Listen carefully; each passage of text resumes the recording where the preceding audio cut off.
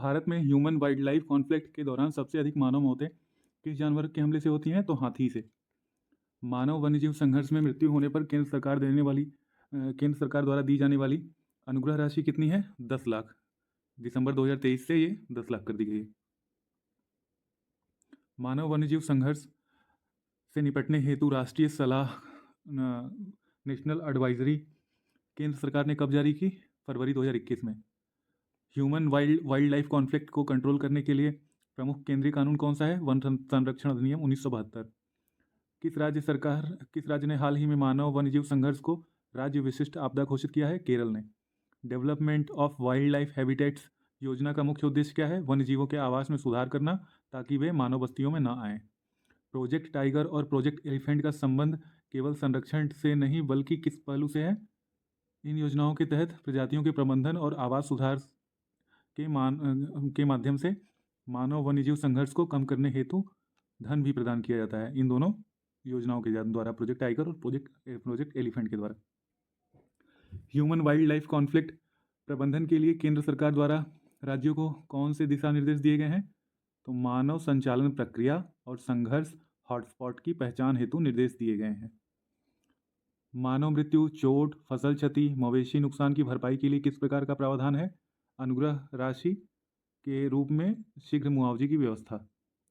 संघर्ष की घटनाओं पर तेजी से कार्रवाई के लिए कौन सी टीमें गठित की जाती हैं? त्वरित प्रतिक्रिया दल, क्विक रिस्पांस टीम, QRT। संघर्ष रोकने के लिए किन किन प्रकार की भौतिक बाधाओं का निर्माण किया जाता है? हाथी रोधी बाड़, सौर बाड़ और खाई, ट्रेंचेस।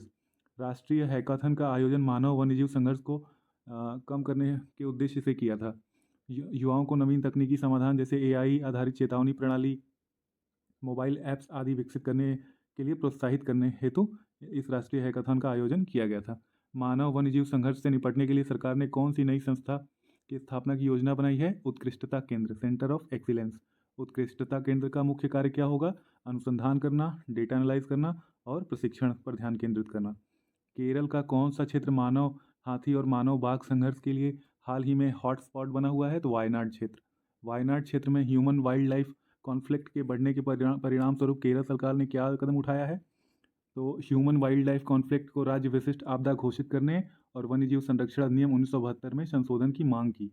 उत्तराखंड में किस वन्यजीव के हमले के कारण उन्हें ट्रैंकुलाइज करने या पकड़ने के आदेश जारी किए गए हैं? तो भालू, बियर और गुलदार, लेपर्ड।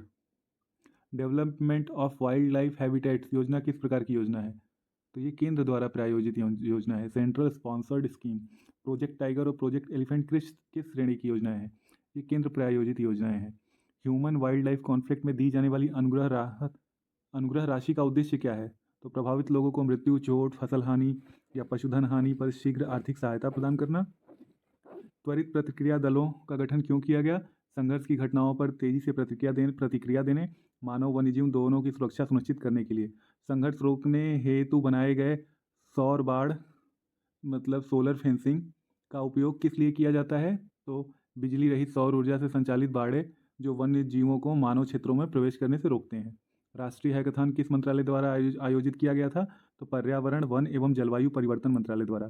सेंटर ऑफ एक्सीलेंस का उद्देश्य किन 3 प्रमुख क्षेत्रों में कार्य करना है? अनुसंधान करना, डेटा विश्लेषण और प्रशिक्षण। केरल के वायनाड क्षेत्र में 2024 में किस प्रकार की घटनाएं सबसे अधिक हुई? मानव हाथी और मानव बाघ संघर्ष से जुड़ी घटनाएं। उत्तराखंड के पहाड़ी क्षेत्र में किन जानवर के हमले सबसे अधिक रिपोर्ट किए गए? तो लेपर्ड और भालू। ह्यूमन वाइल्ड लाइफ कॉन्फ्लिक्ट को राज्य विशिष्ट आपदा घोषित करने वाला पहला राज्य कौन बना? केरल। केंद्र सरकार द्वारा ह्यूमन वाइल्ड लाइफ कॉन्फ्लिक्ट के लिए जारी राष्ट्रीय सलाह किस वर्ष जारी हुई? फरवरी 2021 में। मानव वन्यजीव संघर्ष के समाधान हेतु कौन सी तकनीकी नवाचारों को प्रोत्साहन दिया जा रहा है? तो AI आधारित चेतावनी प्रणाली, मोबाइल एप्लीकेशन, ड्रोन निगरानी तकनीकी। वन्यजीव संरक्षण अधिनियम 1972 का उद्देश्य क्या है? भारत में वन्यजीवों के संरक्षण, प्रबंधन और उनके आवास की रक्षा करना। WWF का पूरा नाम क्या है? World Wide Fund for Nature. UNEP का पूरा नाम क्या है? United Nations Environment Programme. WWF और UNEP की संयुक्त रिपोर्ट किस वर्ष प्रकाशित हुई थी? जुलाई 2021 में। जुलाई 2021 की WWF और UNEP की रिपोर्ट किस विषय पर आधारित थी? तो मानव वन्यजीव संघर्ष पे, ह्यूमन वाइल्ड लाइफ कॉन्फ्लिक्ट के वैश्विक प्रभाव पर आधारित थी। WWF और UNEP की 2021 की रिपोर्ट के अनुसार जंगली बिल्ली प्रजातियों पर ह्यूमन वाइल्ड लाइफ कॉन्फ्लिक्ट का कितना प्रभाव पड़ा था? तो 75% से अधिक जंगली बिल्ली प्रजातियां ह्यूमन वाइल्ड लाइफ कॉन्फ्लिक्ट से प्रभावित थीं, और ये उनकी मृत्यु के कारण का उनके और उन इसमें उनकी मृत्यु का कारण था मानव और वन्यजीवों का संघर्ष। 2025 में राष्ट्रीय स्तर पर बाघों की मौत की संख्या कितनी रही? तो 16 मई जनवरी से 16 मई 2025 तक 75 बाघों की मृत्यु हुई। 2025 में बाघों की मृत्यु के आंकड़े किस संस्था द्वारा जारी किए गए? तो NTCA द्वारा, नेशनल टाइगर कंजर्वेशन अथॉरिटी, राष्ट्रीय बाघ संरक्षण प्राधिकरण। महाराष्ट्र का कौन सा क्षेत्र मानव वन्यजीव संघर्ष क्षेत्र बन गया, मतलब वर्तमान में मानव और वन्यजीव संघर्ष देखने को यहाँ पे मिला है? तो महाराष्ट्र के चंद्रपुर में। महाराष्ट्र में बाघों की मौत के मुख्य कारण क्या बताए गए हैं? तो अवैध बिजली की बाढ़ और उनके निवास स्थान की कमी। 2021 से 25 के बीच बाघों के कारण कितनी मौतें हुई केरल में? 4। केरल में 2021 से 25 के दौरान हाथियों के कारण कितनी मौतें दर्ज की गई? 103। NTCA किस विषय से संबंधित है? भारत में बाघ संरक्षण और निगरानी से संबंधित है। इसकी स्थापना 2006 में हुई थी। बाघ संरक्षण से संबंधित प्रमुख भारतीय सरकारी योजना कौन सी है? Project tiger. प्रोजेक्ट टाइगर योजना किस मंत्रालय के अधीन है? पर्यावरण, वन एवं जलवायु परिवर्तन मंत्रालय। मानव वन्यजीव संघर्ष के प्रमुख कारणों में कौन कौन शामिल है? निवास स्थान का नुकसान, कृषि विस्तार, वन्यजीव गलियारों में मानव बस्तियों का बढ़ना। 2025 के भारतीय आंकड़े मुख्यतः किन 2 प्रकार की मौतों से संबंधित है? तो इनमें ह्यूमन वाइल्ड लाइफ जो कॉन्फ्लिक्ट है, इनमें बाघों की मौतें और मनुष्य की मौतें। 2021 की WWF UNEP रिपोर्ट किस विषय की प्रजातियों पर केंद्रित थी? ये जंगली बिल्लियों, वाइल्ड कैट स्पीसीज पे आधारित थी। भारत में ह्यूमन वाइल्ड लाइफ कॉन्फ्लिक्ट के संदर्भ में सबसे अधिक प्रभावित प्रजाति कौन सी है? बाघ।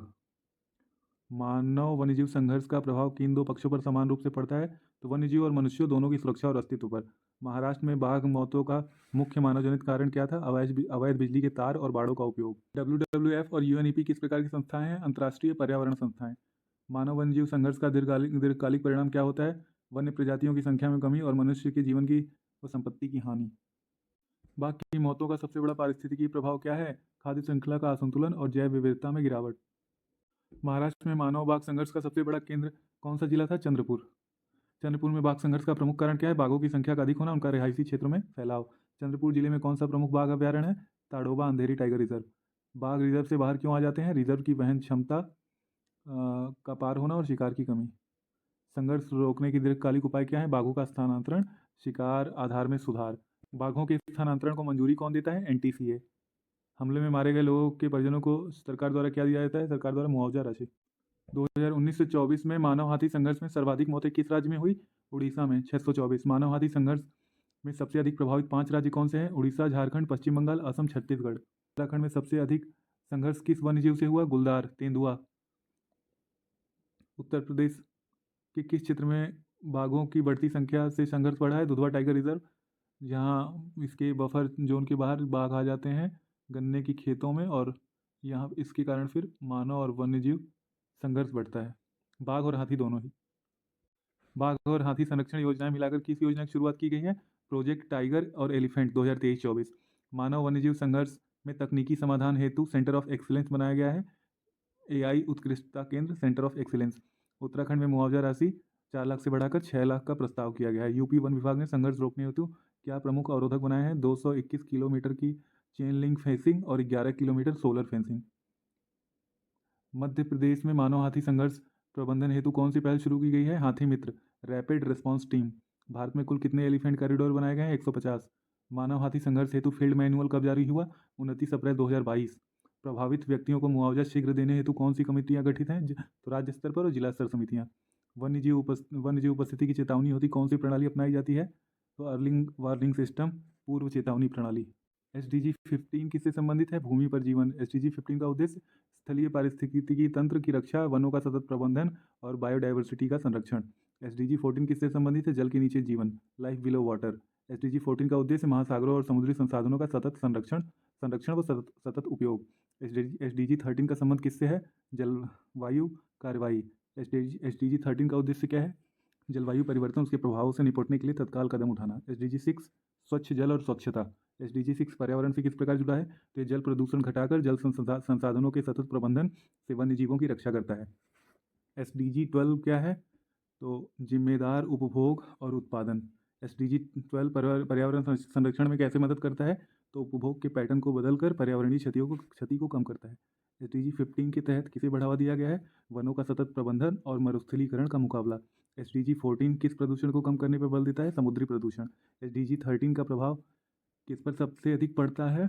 वैश्विक पर्यावरण और पारिस्थितिकी संतुलन पर। मानव वन्यजीव संघर्ष रोकने का प्रमुख उपाय क्या है? बायोफेंसिंग या प्राकृतिक अवरोधक बनाना। हरित क्षेत्रों में वृद्धि करके वन्यजीवों के पर्याप्त निवास स्थान और संसाधन मिले और जिससे वह मानव बस्तियों की ओर नहीं आए। वन क्षेत्रों में खाद्य पदार्थ और जल की पर्याप्त मात्रा सुनिश्चित करने से क्या लाभ होता है? वन्यजीव जंगल के भीतर ही रहते हैं और गांवों की तरफ नहीं जाते।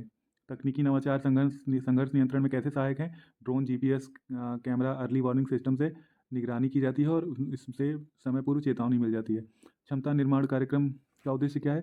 स्थानीय समुदाय और वन कर्मियों को संघर्ष की स्थिति से निपटने के लिए प्रशिक्षित करना। बहुहितधारक दृष्टिकोण क्या है? सरकार, वन विभाग, NGO और स्थानीय लोगों की संयुक्त भागीदारी। जंगल और शहरी क्षेत्र के बीच बफर जोन बनाने का क्या लाभ है? यह मनुष्यों और वन्यजीवों के बीच एक सुरक्षा परत बनाता है जिससे टकराव कम होता है। बायोफेंसिंग क्या है? प्राकृतिक पौधों की बाड़ लगाकर मानव वन्यजीवों के बीच अवरोध या बैरियर बनाना। बायोफेंसिंग का मुख्य उद्देश्य क्या है? वन्यजीवों को मानव बस्तियों में प्रवेश करने से रोकना, पारिस्थितिकी संतुलन बनाए रखना। बायोफेंसिंग में किन पौधों का प्रयोग किया जाता है? लेमन ग्रास, मैंग्रोव और राम बांस, काली मिर्च की झाड़ियाँ लगा के वहाँ पे बायोफेंसिंग की जाती है। बायोफेंसिंग का अतिरिक्त लाभ क्या है? ये पौधे न केवल सुरक्षा देते हैं बल्कि औषधीय और आर्थिक दृष्टि से भी उपयोगी हैं। बायोफेंसिंग मानव वन्यजीव संघर्ष के किस प्रकार के उपाय की श्रेणी में आते हैं? तो रोकथाम उपाय, प्रिवेंटिव मेजर की श्रेणी में। असम के सोनितपुर क्षेत्र में हाथियों ने फसलों पर हमला करना शुरू कर दिया था। तो क्यों कर दिया था? जंगलों के विनाश के कारण हाथियों ने भोजन की तलाश में फसलों पर हमला करना शुरू किया। इसमें मानव और हाथी दोनों की मौत होने लगी क्योंकि मानव human and wildlife conflict यहाँ पे होने लगे। हाथी जब खेत में आ जाते थे और इस संघर्ष में हाँ जानवरों की, हाथियों की मौत होने लगी और आदमियों की। इसके लिए WWF इंडिया ने वर्ष 2003-4 में सोनितपुर मॉडल विकसित किया। सोनितपुर मॉडल के अकॉर्डिंग विभिन्न समुदाय के जो भी लोकल विभिन्न समुदाय थे उनको, उनके सदस्यों को राज्य वन विभाग से जोड़ा गया। इसके तहत समुदाय के सदस्यों को हाथियों से फसल की सुरक्षा करने हेतु प्रशिक्षण दिया गया। WWF इंडिया ने सोनितपुर मॉडल में कौन सी नई तकनीकी विकसित की? कम लागत वाली सिंगल स्टैंड गैर घातक बिजली की बाड़, इलेक्ट्रिक फेंस। सोनितपुर मॉडल लागू होने के बाद फसलों का नुकसान कितना रह गया? मॉडल लागू होने के बाद फसलों का नुकसान लगभग 0 ही हो गया। और सोनितपुर मॉडल लागू होने के बाद मानव वन्यजीव संघर्ष में अत्यधिक कमी आई।